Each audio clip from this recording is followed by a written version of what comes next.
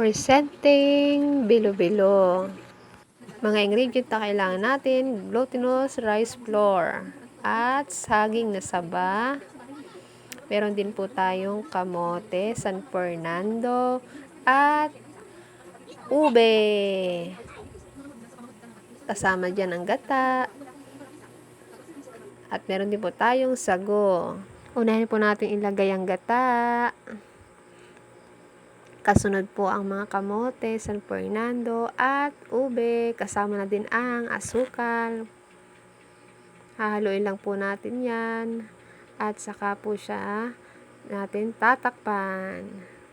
Pag kumulo na at hinalo, lalagyan na po ang saging na saba. Ilalagay lang para siya ay maluto. Tatakloban din po ulit natin yan. Halo-halo. Ayan, malambot na po siya.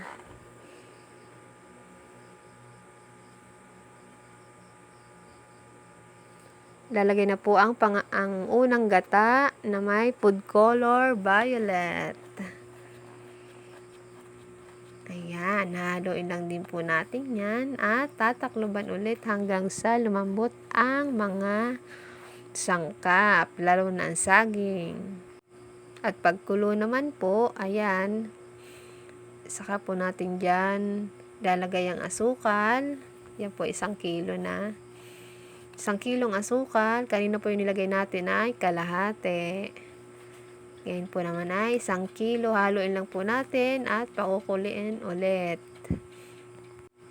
Siya nga pala guys, machika ko nga lang po sa inyo, wag po kayong mag-post or magka-caption ng words na sa English po ay ganon, sa Tagalog ay tala. Yan, bawal na po yan. Ayan na nga po, nilagay na po natin ang glutinous flour na binutoy-butoy natin. Ang kulay po niya ay violet at saka white.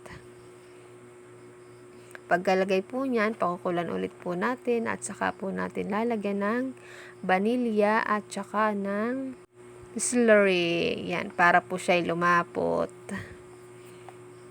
May konti din po yung asin para pantay lang ang lasa. At kumulo na nga po siya, luto na. Thank you for watching. God bless. Please follow, like, and share. Bye-bye.